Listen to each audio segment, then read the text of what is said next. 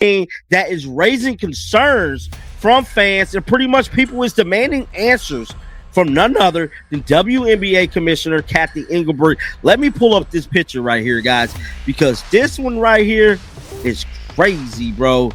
I mean, just crazy. The WNBA really thought no one would notice the footage of Caitlin Clark getting shoved to the floor by Ryan Howard Clark. Tried to get up and Howard was right there pressing her back down like it was a wrestling match, and the ref stood frozen like they were watching a different game. Somehow this was not called a foul according to the officials, and that was just one clip from a game full of chaos. Clark gets pushed around, thrown to the floor during games, and teammates are standing there just looking, not doing anything. Sophie Cunningham will do something. While other players get a microphone put in front of them, doing their media interviews, while they regurgitate the same nonsense, the same word salad that Stephanie White lies says, Sophie Cunningham will say, but here is the wild part, that was not the only time it happened in that game. Not even close. Clark was pushed, pulled, hit, and bodied. Like she was trying out for an NFL line. Sure, she got a couple fouls called her way. Maybe the refs remembered there were cameras, but for every whistle there were 3 more hacks that got ignored. This is not a one-time mistake, this is a pattern, and the league seems completely fine with letting it continue. This is the picture right here that has went viral. Yeah, this is the storybook of Caitlin Clark's season, bro. That's just all I can say. Look at this. Somebody said this shot from the Fever versus the Fever versus Dream game.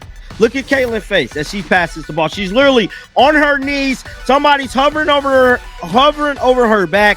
Somebody said it's 1 in 15 missed foul calls.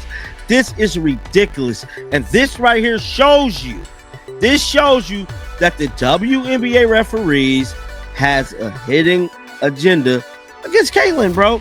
It's just simple. Opponents love putting hands on Caitlin Clark. They know what they are doing. They know the refs are scared to blow the whistle when it comes to her. Maybe because she is the face of the league, or maybe because they resent how much attention she brings. Whatever it is, they use it. So, the big way they were able to neutralize Caitlin Clark, and I think it was almost an issue with Stephanie White as much as anything, is they were manhandling her. They were manhandling Caitlin Clark early in that game. Like, they had 2 hands on her. They were fully getting into the we are grabbing her and we don't really care. Like, that was their goal. Their goal was they were out there to maul Caitlin Clark. They had they had absolutely no intention of doing anything other than maul. It is ridiculous. Clark is getting roughed up, and the numbers back it up. 17% of all flagrant fouls in the entire WNBA have been committed against one player, and that player is Caitlin Clark. 1 out of every 6 flagrant fouls goes to her. Meanwhile, she is setting records every other night. It's a protective dancing, bro. Like, this is not real. Like, this, well, it is real, but it shouldn't be real. Somebody said ref was just staring. And Kelsey Mitchell in the background was just standing there. I mean, just staring. Wow, bro. Somebody said these refs not serious. And guess who is doing most of the damage? The Chicago Sky were responsible for 80% of the flagrant fouls against Clark. 4 out of 5 flagrant fouls came from one team, but here is the worst part: the referees let it all happen during the game. They only upgraded those fouls after the games were over. Not out there to play legit defense. They were there to maul Caitlin Clark as much as they possibly could. And realistically, it worked. It worked. Like, it wasn't even like a lot of the stuff was a couple of off-ball fouls, but there were quite a few there were quite a few situations where it was from behind. So you saw pictures like this. They literally had 2 hands on the back of Caitlin Clark's jersey. So if anytime Caitlin tried to move, it was 2 hands on her back. She couldn't move off the ball. She was being hacked off the ball, and the referees allowed contact with guards off the ball, which they If you are enjoying this, hit subscribe. Now let us talk about what Clark has been dealing with all season. She has been getting crushed out there, and she said it herself. Players are getting away with things they would never try on others. The league wants her to be the face to sell jerseys, but they let her take hit after hit and say nothing. Clark said, "I think everybody is physical with me. They get away with things that probably other people do not get away with," and she is absolutely right. The double standard is disgusting. The Indiana Fever won by 17 points last night. 17. And this is how they played defense against Caitlin Clark all night. Jordan Canada, career game. Over 30 points. She had 6 made threes in the first half. She played defense like this on Caitlin Clark all night, despite the fact that Caitlin Clark played limited minutes. 12 points, 4 rebounds, 9 assists, and helping lead her team to a 17-point win. This is how they played defense on her.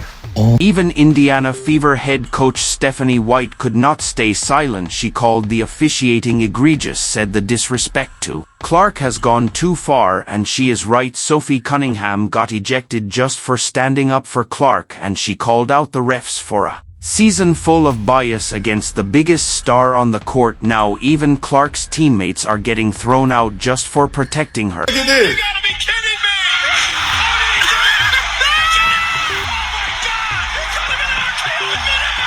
Like, what are we doing here? I tell y'all all the time.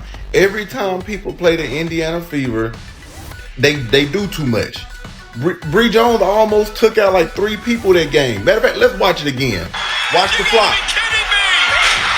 And I bet y'all gonna say, "Oh, it was an accident." Because every time somebody do something to somebody on the Indiana Fever, y'all say it's an accident. But here is the best part. Clark did not fold under pressure. She responded the best way possible. She led Indiana to a blowout win over Atlanta 99-82. She controlled the offense like a master conductor, even though she shot just 1 of 7. From 3, she dished out 9 assists, set the tempo, and proved she is more than a scorer. She is a floor general. Clark said, "I thought I managed the pace really well tonight, and that is something to be proud of more than just hitting shots." How easy it is when you just let Caitlin play ball and others follow suit instead of trying to put a square peg in a round hole.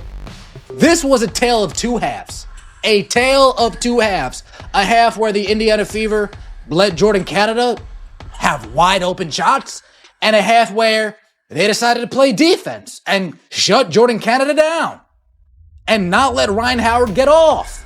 Indiana scored 59 points in the second half, their best half of the season, and tied for their best in 7 years. The total of 99 points was their second best all year, and while defenders were trying to break her, Clark was putting on a clinic. It will not stop. They will keep targeting her because they cannot match her skill, but every time they foul her, every time they cheap shot her, they make her stronger. Clark keeps getting back up, keeps hitting logo threes, keeps proving she is not just the face of the league, she is it. She might not get as many open threes as she usually does. She might not get the opportunity to shoot logo threes unless it's in transition, and that's all okay.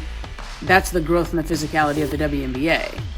But her drawing attention to herself, either by on ball or off ball, is allowing her teammates to get in good scoring positions and for them to cook, and for the, Aerie driving in and dishing to Tasha Howard. Like, there's so many good things going on around Caitlin Clark that even when she's in the corner, they're still able to. Even with all the punishment, Clark is having one of the best rookie seasons in WNBA history. She set the record for most assists in a season with 337. She broke the rookie scoring record with 769 points. She is the first rookie in league history to record a triple-double. She broke the rookie three-point record with 122 made threes. She set the single-game assist record with 19. She is rewriting history while getting tackled every. Funny how much the WNBA hates Caitlin Clark.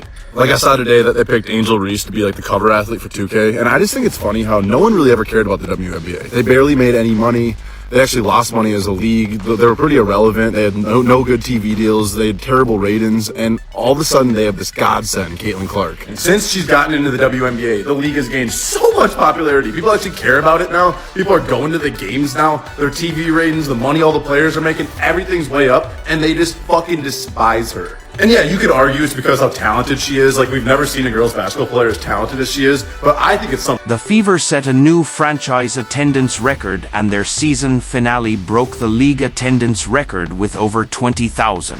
Fans, Clark's impact is so massive it turns road games into home games. Half the crowd in Atlanta was cheering for her. She is averaging 19.2 points, 8.4 assists, and 5.7 rebounds per game. Those are all star numbers, and she is doing it while getting beat up every night. The fact that she can still perform at this level is a sign of pure mental toughness.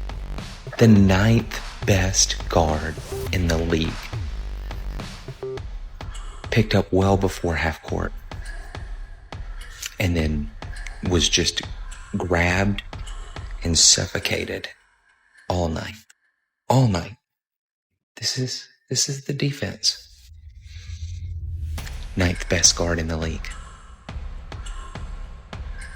And yet the refs still refused to protect her. Marina Mabrey literally pushed her to the floor after a dead ball and only got a technical foul, not an ejection. The officials are applying a different standard to Clark, and everyone sees it. Even the media is calling out the WNBA for not protecting their biggest asset, but Clark stays composed through all of it. When asked about the physical play, she simply said, "This is a physical game and you are going to get pressure. This is professional basketball. It is what it is." That is the mindset of someone who knows she is being targeted but refuses to be broken. Think I found a real rivalry in the WNBA. It's not Angel Reese and Caitlin Clark. It's Caitlin Clark and Robbie Howard. They've been going at it for years. Recently, they got a lot of attention because they were chirping back and forth after a Fever Dream game. But the thing is, this rivalry actually could be great for the league. You gotta understand, to have a real rivalry, it has to have some layers behind it. It can't be something falsely orchestrated by the media. It needs to be organic. And this one definitely fits